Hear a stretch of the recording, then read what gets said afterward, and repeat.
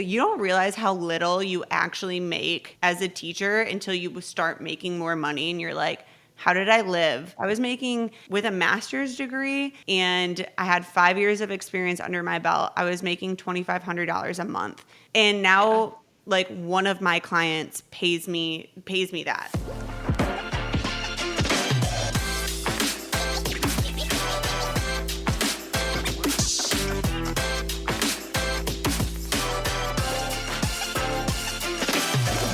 Hey guys, welcome back to the First Hustle Then Brunch podcast. I'm your host Jazzy, and today I have a really cool story for you. Rachel Gibbs was a secondary education teacher who taught home ec for 6 years. Last December, she left her career in education to work for herself as a virtual assistant. Although she had no prior business experience, she quickly built a successful VA business. Now she educates other teachers on the importance of self-care when they're feeling burnt out, anxious, and undervalued in their field, expressing that it's okay to walk away from a field that so many people feel guilty leaving. Rachel's story is a reminder that with determination, you can achieve anything you put your mind to. Regardless of what you do for work or your current circumstances, I hope this episode inspires you to take that leap of faith if you feel called to try something new. Hey, Rachel, welcome to the podcast. Hello. Thank you so much. I appreciate it. Yeah, so glad to have you here. Yeah. So, to get started, do you want to tell everyone a little bit about yourself, how you got started in teaching, and a little bit about your career journey? Yes, absolutely. So, like I said, my name is Rachel Gibbs. I started teaching back in 2017. And when I started teaching, I was teaching high school. So I actually was teaching high school for 4 years, and then I taught middle school for a year and a half. I graduated from Western Michigan University in 2017, applied to a bunch of different jobs up in the north, and then I was looking at a job down here in South Carolina. Saw it super close to the city since I grew up in like a very small town. And then I was like, you know what? If I'm going to do this, I'm going to do it now. So I packed up my stuff and I moved down to the Charlotte area.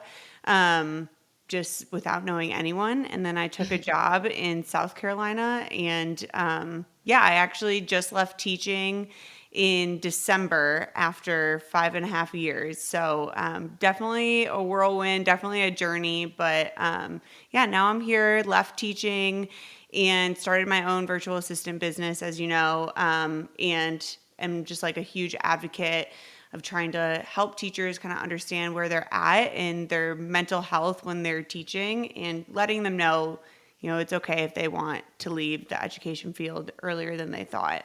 Yeah, so I guess along those lines, what was your experience like as a teacher? You just mentioned Yeah. mental health, like what led you to leaving? Yeah. Oh gosh, that is like a super big question. There's so much that goes into it. But so I mean, I want to address the fact that like teaching was my dream forever.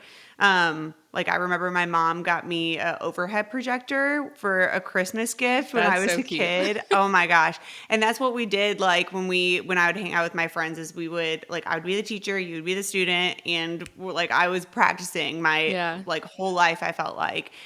And even when I went into high school, I knew I wanted to be a teacher.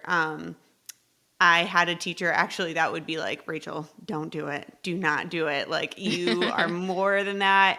But I mean, it was my dream and I'm actually really happy that I did go into teaching and I loved most of my teaching experience.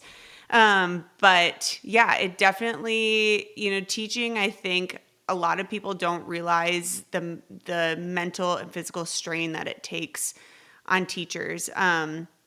So just to answer your question kind of in like the simplest way possible is I think teaching just kind of got to a point where I was risking my own mental health to make sure that my students were having a really good experience in my class. And when it came to that point, I started to realize my body wasn't reacting well to that. I started to have panic attacks every day at school. I would come home literally every day and I would get home later because I taught home ec. And so there was a lot of setup, grocery shopping, and I would get home and I would just be so tired. Like, I wouldn't go out to dinner with any of my friends. I'm not going to go hang out with anyone. I didn't even like want to talk to my husband. Like, I just wanted to be left alone. Mm-hmm. And then it started to trickle into my weekends. Like, I just wanted to rest every single weekend. I didn't want to travel. Like I said, I didn't want to hang out with anyone. Like, my whole identity and everything that I was doing was based around teaching. So I just really started to see my identity like slip out of my hands. And that's when I realized like this is really not healthy. Like for someone in their 20s, I have no kids and I had just gotten married and I'm like, this is not what life should be. This is not how Mm-hmm. I should feel every single day. So yeah, that's just kind of like the surface level of it of when I started to realize I think that my next step is to leave teaching. Yeah, and I'm sure a lot of people can relate to that too. Oh yeah, yeah. I actually like my platform on TikTok and on Instagram now is teachers that do want to leave and are scared to do so because the thing about education is when you major in education, like that's what your degree is in. And so it feels like that is your only option Mm, when are choosing your career. And then after that, it's like, what else do I do? And right. there are so many teachers out there that do feel burnt out and do feel just like exhausted, tired, like not where they should be. But they don't know what to do next and they're scared of leaving the classroom. So Mm-hmm. there are Yeah. so many people that I've learned feel this same exact way. And that's just kind of what I've made my mission now is to like let people know it's okay. I Mm-hmm. was in your shoes and so many other people are in your shoes. And, if you need to walk away, it's okay to walk away. Yeah, I love that. So, how did you discover the world of virtual assistants? Like, where did that come from? Yeah. So kind of going back to around this time last year, like before school was starting, I was so anxious to go back and I actually started looking for different jobs and I signed up for like this one course about like teachers wanting to go into corporate. And so I Mm. thought like, okay, maybe I'll take this course and start go back to school, start in this, and by the time next year, like maybe I'll get a job in corporate. As I started looking into that, I'm like, oh my God, I would hate working in corporate. Like I just Yeah, I felt feel like like that's like the complete opposite.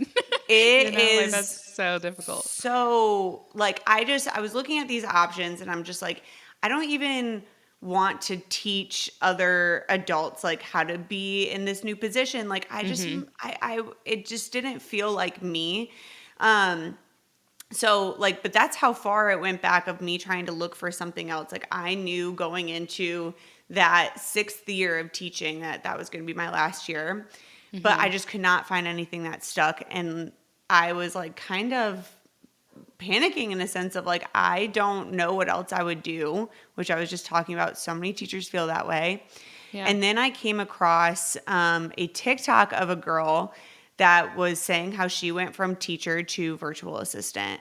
And I just right there, like something lit up in me where I was like, this is going to be for me. Like, I know that I can be a virtual assistant. And she just started talking more about it. And that night, I literally dove into it.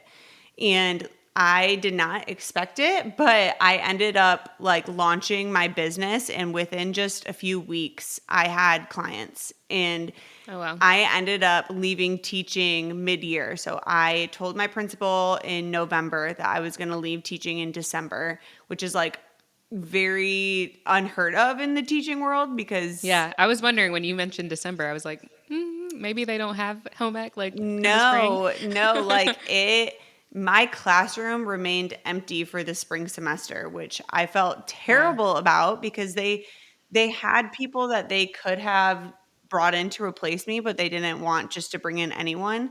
So they left my classroom empty. So all these kids that had me that spring semester like just weren't taking my class and they had to be trickled into other extracurricular classes. And so I felt terrible because I'm like, okay, this is, kids losing an opportunity to take my class. And I was kind of, in a sense, screwing over my colleagues because now they're getting more students. But at the end of the day, I'm like, this will be okay. Like my students will be okay. My colleagues will be okay. Like I can guarantee that they will not look back at that semester and be like, oh my God, that was the worst thing that ever happened to me because And it Rachel was left. Rachel's fault. Yeah. Yes, yeah. They're not going to say And I'm that. sure Yeah. some of my colleagues did feel that way. Like when they like felt overwhelmed, they wanted to blame someone. Um, but at the end of the day, our school is pretty small. And so their class size was still 25 or under. And so it was like, I felt okay walking away because I knew it was all going to be okay. Like, Yeah. yeah. And so when I started my virtual assistant business and I decided to leave teaching, I just knew. I was like, I either have to give teaching 100% like I do every day, every year, or I have to give virtual assistants 100% because I didn't want to go 50-50 on either. So that's when I knew. I'm like, you know what? I'm going to take a chance. I'm going to do this for myself. If it's not now, I feel like it will be never. And so I ended up leaving and fully just jumping into virtual assistants. And I'm so glad I did. It's been like the best thing ever. That's awesome. So you said you got your first clients within a few weeks. How did you come up with the services that you offered?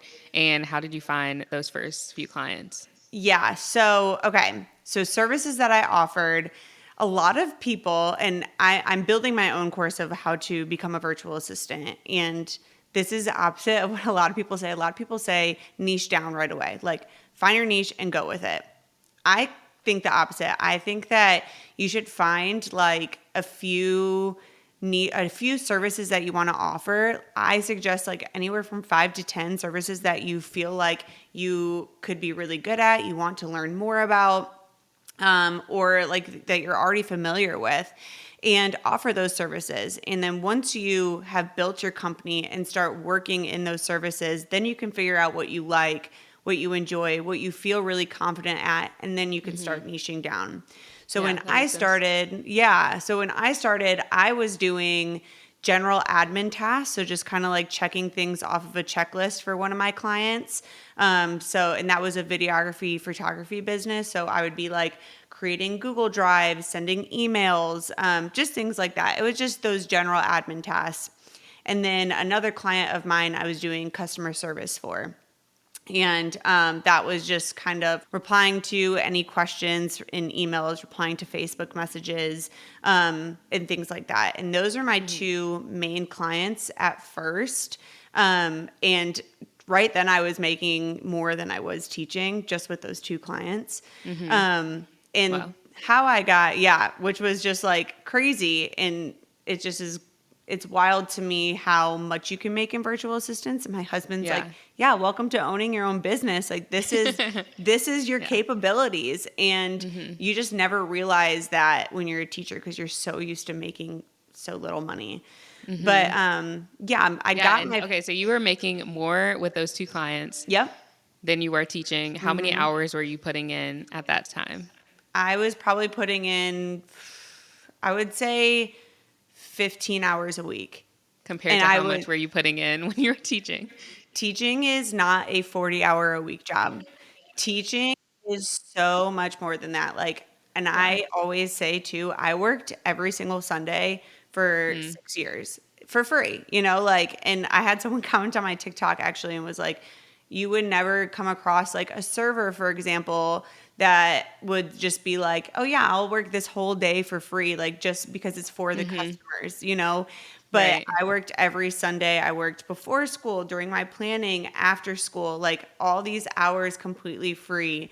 And I was making like so little money. And so it just was like, it clicked to me. It's like, you can make so much money just by offering, your value to someone, offering your time to someone. Like this is what businesses need, and Yeah. they're willing to pay big money for someone to step in that knows what they're doing and help their business out. And that's exactly what virtual assistance is. And it's like beyond what I could have ever imagined for myself, because I'm just not used to making money and working. It's not like I don't work a small amount of hours, but way less than what I did teaching. So it's Right. definitely a new world to me. Yeah. So you mentioned a couple of the clients that you had. What other types of clients do you work with that, someone might be interested in? Yeah. So, okay. So those are my first two clients, was a drop shipping business and then a videography photography business. And to answer your question, I got a lot of my clients come from word of mouth. So my husband knows those photography and videography businesses because that's what he does. And then after that, I did virtual assistants for a teacher clothing subscription company, which I thought was really cool That is at cool. first. Yeah, no, it was cool to like still kind of connect with teachers in a sense. Hmm. And then after that, and I just made an email about this. I started working for companies that like I've worked with in the past. So, for example, a cafe that I used to work at, every summer when I wasn't teaching, the owner of it reached out to me and was like, "Hey, I actually need someone to do the social media." You know, I already knew the business. I worked there every summer. I knew all the Hmm. employees. I knew him. It was such a perfect opportunity for me to kind of step in and Yeah. just right there, it's like that's just a prior connection that I've already had. And now I'm able to use that prior connection, and I've gained like a really, really good high end client from that. Hmm. Yeah, that's really smart. Yeah, yeah. And then like other things, I'm working for a nonprofit right now that I traveled with in 2016 when I went to Cambodia. Mm. And they needed someone to help out with their social media. And that's my niche now, is social media. So it's, those prior connections that I've already had and word of mouth, I think that those go the longest ways out of anything, like over TikTok, over Instagram. Like Hmm. the connections that you already have are what can like really build your company to the success that it could be. Yeah. Hmm. Yeah. Yeah. So, do you have any experience using those freelance platforms like Fiverr, Upwork, anything like that? Do you have any feedback on those platforms? So I tried to use some of those when I first started, Hmm. but I realized that I would rather work with people that, one, I either know, or two, that I like have some type of connection with through TikTok or Instagram, like how they can discover me. Because I feel like when people are able to either discover me or be like, "Oh yeah, I already know Rachel." They know my work ethic already. They know who I am. They know my personality and what I can bring to the table. So I think those Fiverr and Upwork, that can work for a lot of people. Hmm. But I like the connection portion of, when people see me and like know who I am already and then decide to hire me on. Yeah.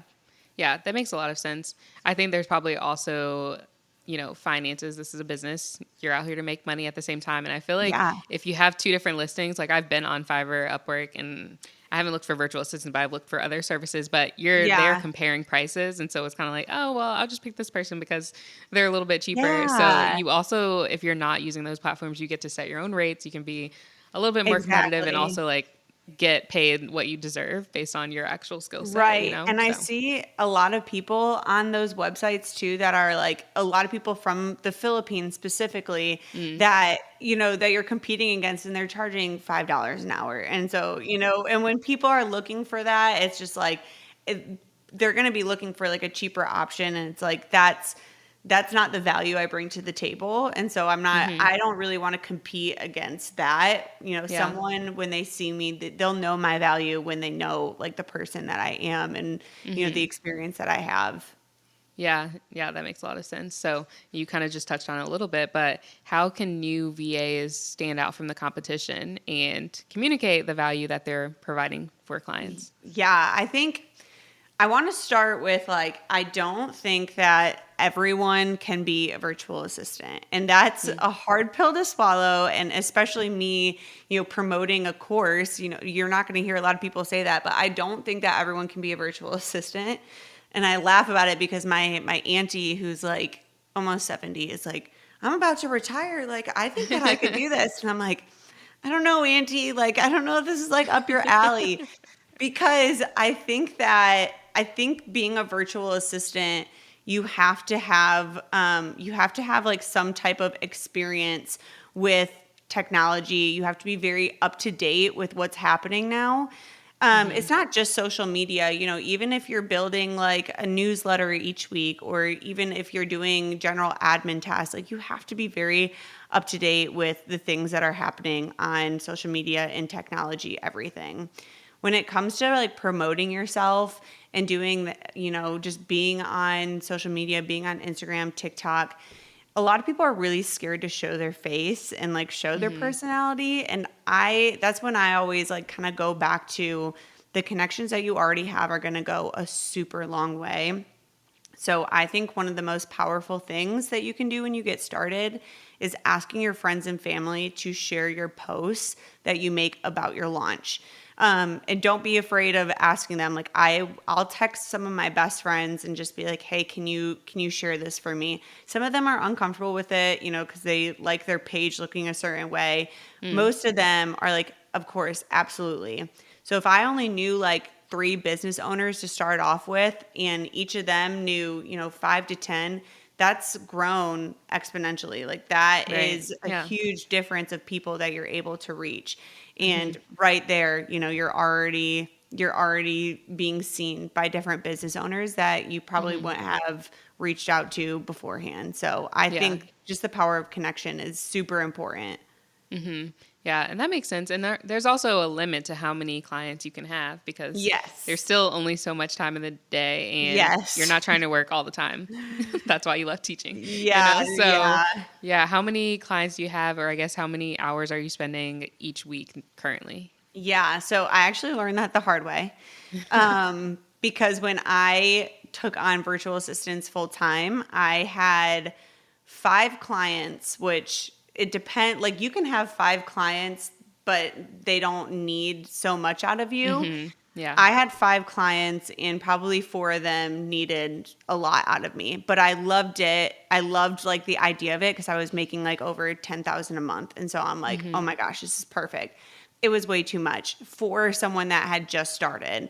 But with I started to realize my boundaries, and I think that that's super important when it comes to taking on clients. Like, for example, one of my clients needed me every single day. Like, they needed me to be available every day. They needed last minute posts, and that wasn't how I was working because I would like to split up. Okay, Tuesday I'm working on this client. Wednesday I'm working on this client. Okay. But me being new, I didn't set that boundary starting off. So I was working so much, like, and that's when I was like, this is not why I left teaching. Like, the money was nice, Yeah. but I wanted to leave because I wanted my life back. And so Right.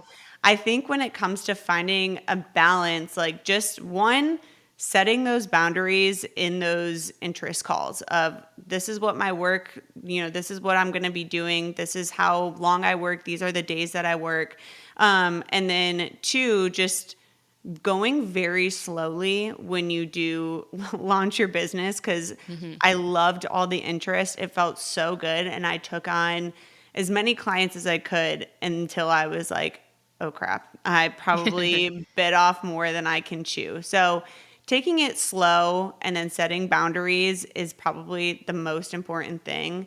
I would say now I work probably 25 hours a week and I'm still making triple what I did Right. teaching. And Yeah. you know, and it's way more than I could ever expect. And that's the perfect amount for me as I'm building my course. You know, if I wanted to take on more, I could. If I wanted to take on less, I could, and I could still be super comfortable. That's the best part about virtual assistants is you can kind of pick and choose who you want Yeah. to work with, how much you want to take on, all of that. Yeah. And you can kind of scale up and scale down as you need to. Yeah, yeah, And you're working absolutely. completely remotely, so you can work from Yes. anywhere, which is nice. Love it. I I love think I've seen it. some of your posts about how much you've been able to travel since you quit Yes. teaching. Oh my gosh, Yeah. it's just been amazing. Just to be able to, like, when I was teaching, if I wanted to take a weekend trip, I would be like, all right, we can take this weekend trip, but we have to get a flight back Sunday morning so I can work all day on Sunday. Hmm. And if I did not do that, my whole week was off. I was like moody, I was unorganized, like I just did not feel good. And so now being able to like travel, not have that stress, like Mm-hmm. just be able, like I was in Mexico working, in the lobby as I'm like listening to music and like sipping on a Yeah. margarita. And I'm just like, this is amazing. And I love that part about it. I mean, I just spent a month and a half at home with my mom, and it's just like those things I would not be able to do as a Mm-hmm. teacher. Like Yeah. you don't get those types of opportunities at all. Mm-hmm. Yeah. And what aspects, I guess, of your teaching career and experience have proven to be more valuable, in this journey as a virtual assistant?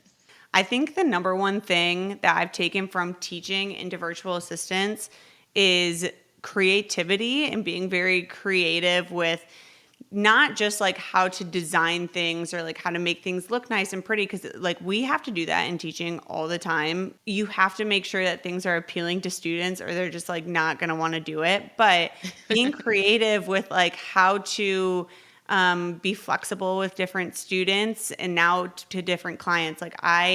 One of my clients, is like I said, a nonprofit. They're going to have a very, very different audience, a very different feed, a very different vibe than my client who is a skincare company and an esthetician.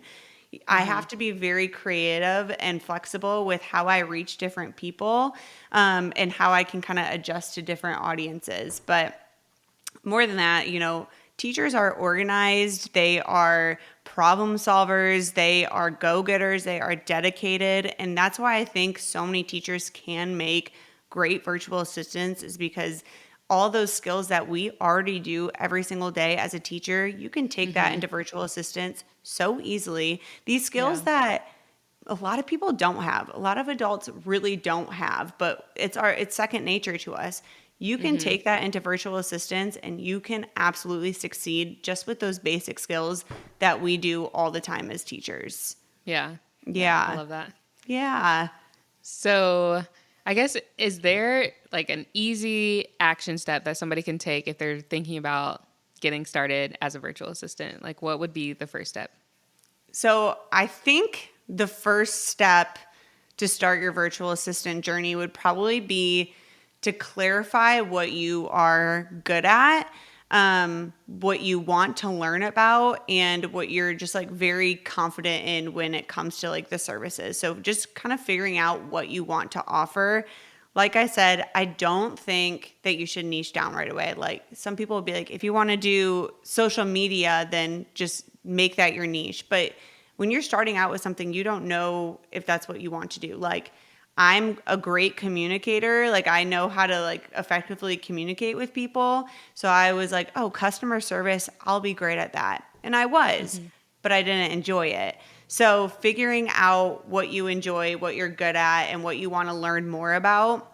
And then after you start offering those services, then kind of niching down after you keep practicing with that. But Mm-hmm. I think, yeah, discovering your services, building an Instagram, and then, just getting the word out there that this is what you're doing. And then asking people to share about it. I think that just goes a really long way to really making sure that your business is out there and people know about it. Yeah. So you just mentioned build an Instagram. What type of content should someone be posting if they're interested in kind of attracting clients, I guess they would be Yeah. doing, right? Yeah. I feel very strongly about this. I think quality content is so important. So, something I very highly recommend is getting professional pictures taken. And I think that some people like roll their eyes at it. It's just so important because the quality that you put out there, I see an Instagram for a virtual assistant as a portfolio. This is where Mm. people are probably going to discover you, is on social media. So when you are putting out your work, you want to make sure it's quality.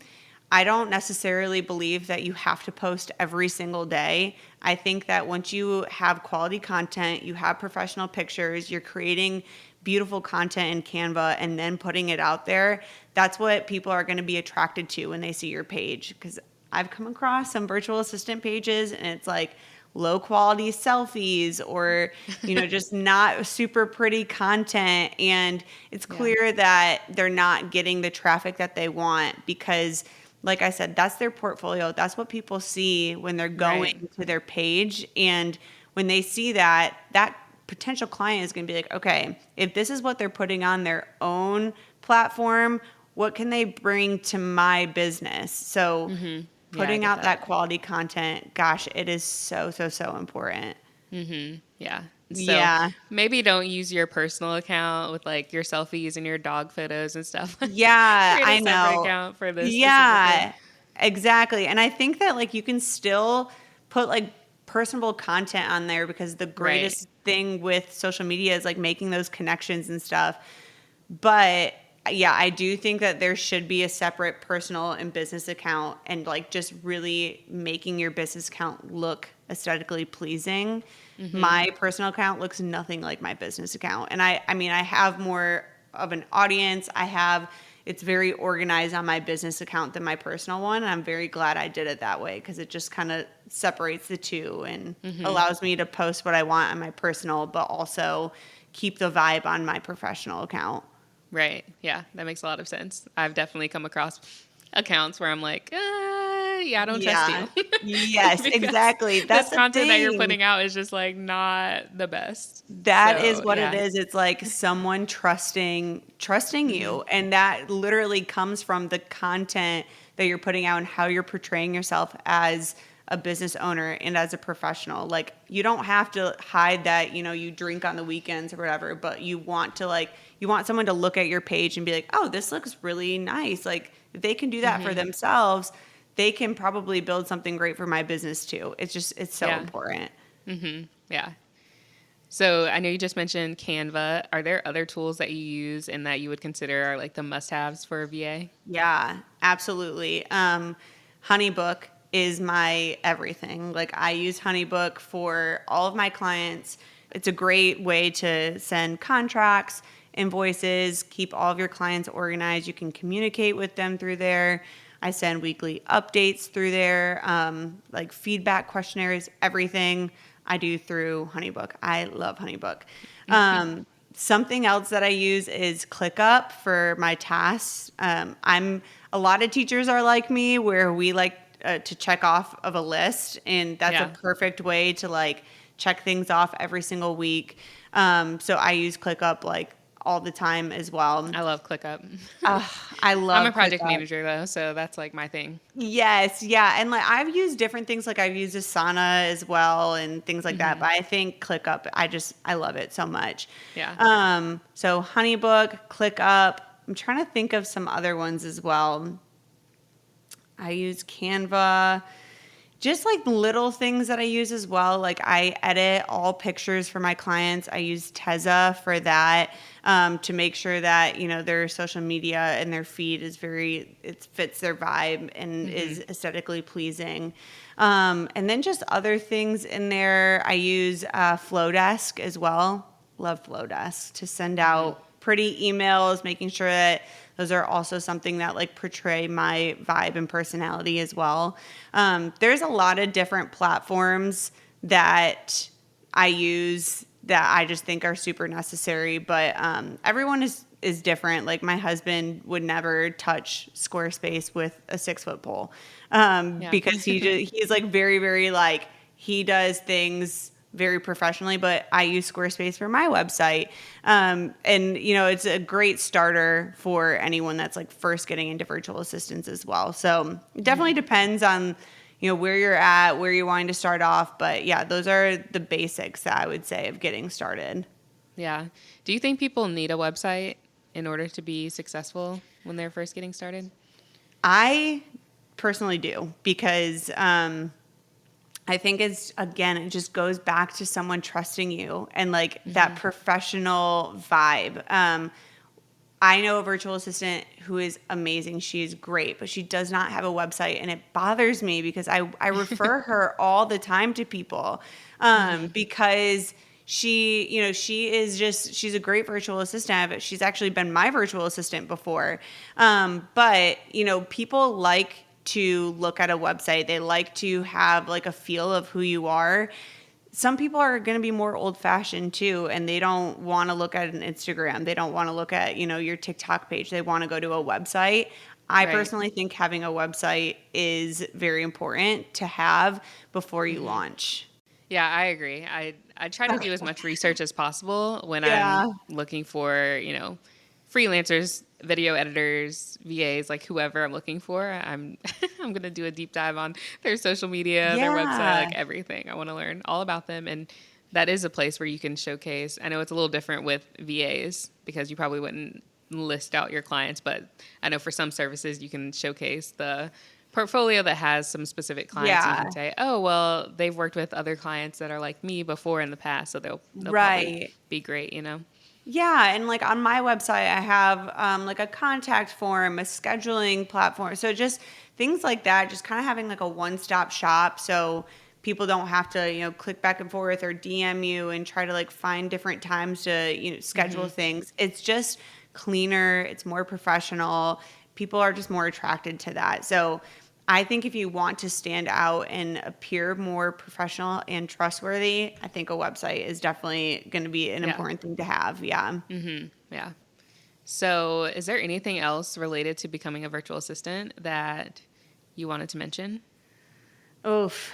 I overall just think that, like I said, I don't think virtual assistants is for everyone, but like my course is all about helping teachers transition out of teaching into virtual assistants. It's called Educators Exit. And I think that teachers already have those base skills that you need as a virtual assistant. I truly think that I would say 95% of teachers could succeed in this. And the great thing about virtual assistants is you don't have to make it your full-time job at first. I know plenty of people that do it on the side. Then they're like, oh my gosh, I can really, really find success in this. And then they start to phase out of that current career that they were trying to get out of in the first place. So if you want to become a virtual assistant, you can absolutely pick up some hours that you can do after your full-time job or on the weekends and see if you like it at first. And then, after you have done it for a little bit, then you can kind of start growing into it. And I think it's a great business because you don't have to purchase anything. Like my husband's a business owner and needs his studio, he needs all of his equipment, he needs to hire employees, all of this. And there is so much money that he puts out. Like he has a lot of money coming in, but he also has to pay for a lot of things. Right. Virtual assistants, like we have to pay for some subscriptions. That's it. Like it is a perfect way to be a business owner, just starting out. And now I'm, like I said, I'm building a course. Like that's a whole other Yeah. business I'm doing. If you would have asked me even 2 years ago if this is where I was going to be owning a business, I would have been like, absolutely no way. But it's way easier than people ever would think. And, like I said, because I was a teacher, I already had so many of those skills built into what is needed for virtual assistants. Yeah. Yeah. That's the Yeah. beauty of online business. The overhead, Yes. especially for specific ones. Things like this, even like I talk about selling digital products, same thing. Like your overhead is so low. So the majority of the income that Yeah. you're making is straight up profit. And it's It's so just nice. things that you can put in your pocket. It is like the best thing ever. And my husband gets so jealous of me because he's like, you don't even have to pay for anything. And I'm like, honey, you chose that. And I chose this. Like, that is your thing. That's Like, so that's funny. between you and God. But like, this is, I'm taking in this money. And it's like that. I think that that's just been such a blessing when it comes to, just transitioning out of teaching is you don't realize how little you actually make as a teacher until you start making more money and you're like, how did I live off of? And Yeah. I was making with a master's degree and I had 5 years of experience under my belt. I was making $2,500 a month. That is That's nothing. insane. Oh That my is gosh. nothing with a I could master's not degree. imagine.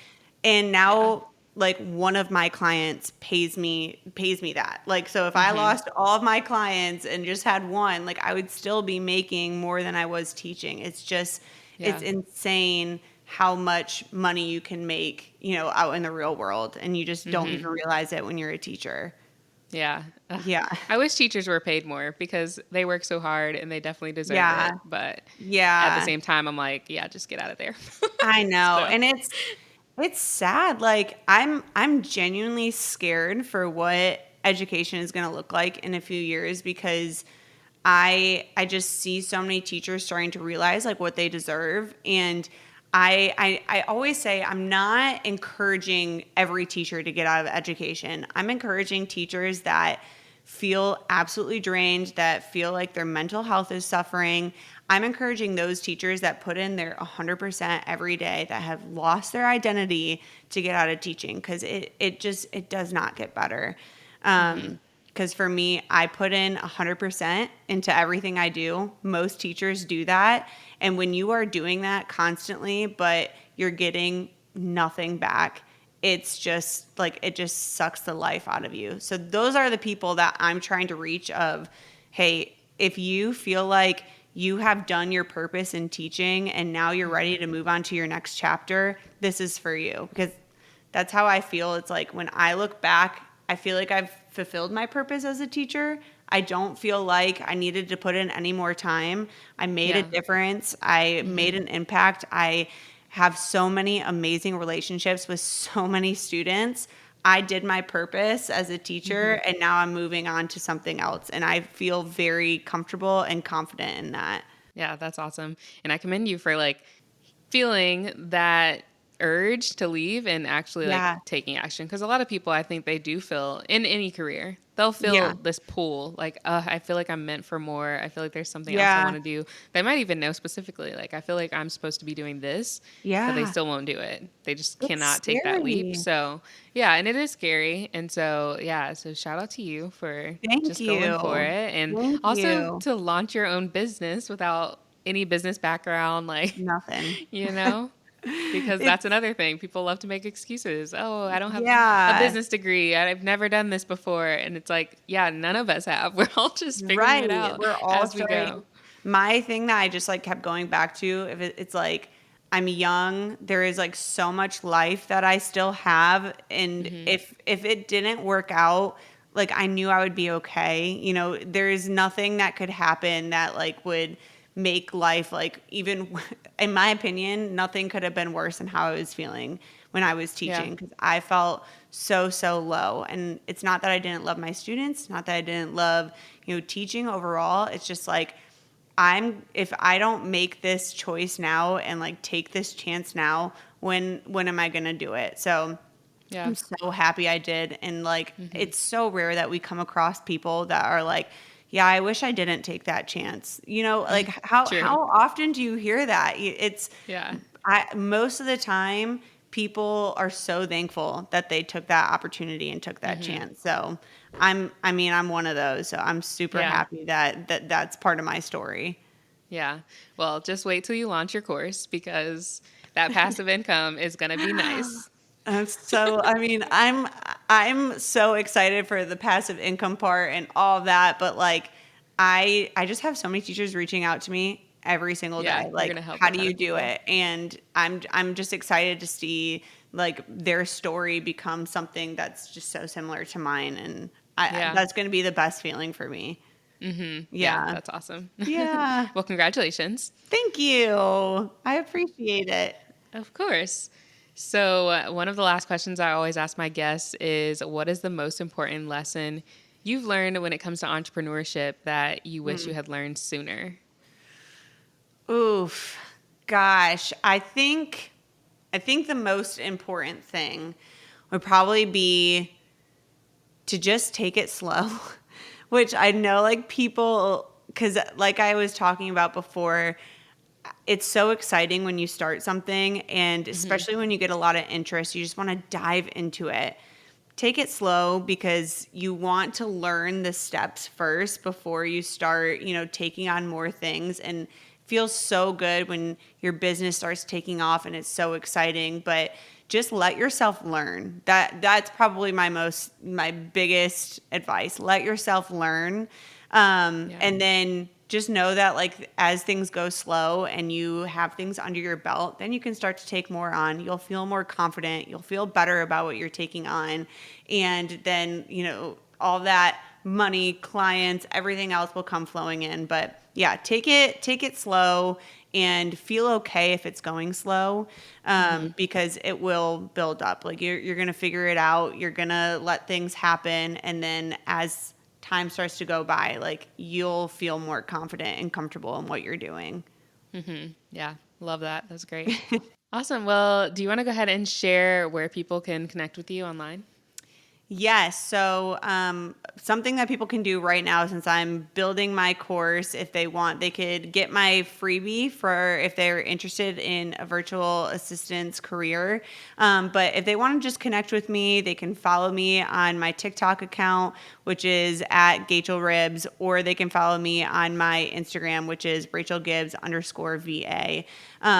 And I always respond to people. I'm always, reaching out to people as well. So if people just have any questions or, want anything clarified, they can definitely reach out to me through there. Perfect. Also, I have Yeah. one other question because of Yeah. your TikTok handle. The opposite. Did you do that because you were a teacher, like having the opposite name? Or, like Oh my do gosh. students ever find you on Oh my social gosh. media? So my TikTok handle, this was my Instagram, or it is my like personal Instagram. So if people want to follow me on my personal Instagram, that's fine. I had this like years ago. Then my students found it. And so then I was So I like, was wondering. oh my gosh. So then I like changed it to something different. But like when I was in college and even in high school, people love the Gachel Rims. Like they just like, I don't know, it just sounds so funny. So people just like loved it. So then I ended up like changing it back after I think I was like pretty much just like done with caring about if my students found my Instagram, because I was Yeah. about to leave teaching. So I was like, whatever. So I changed it back. But yeah, I had to flip flop after students discovered my Instagram, my Twitter, my TikTok, everything. And then Oh, I no. just was like, whatever. I don't even care anymore. Yeah. Hey, teachers are real people too. I could talk for hours about that one. I know Teachers are real that's a people. whole nother We are not subject. robots. Yes, exactly. Exactly. That's so funny. Well, this was great. Thank you again, and I'll link to everything in the Yeah. show notes too. Yes. Thank you so much. I appreciate it. Thanks for tuning in to the First Hustle Then Brunch podcast. If you enjoyed this episode or learned something new, I'd love if you subscribed and left us a review. Another way to support the podcast is to take a screenshot of this episode and share it on your Instagram story. Tag me at First Hustle Then Brunch so I can repost it. Thank you so much for supporting the show, and I'll see you in the next episode.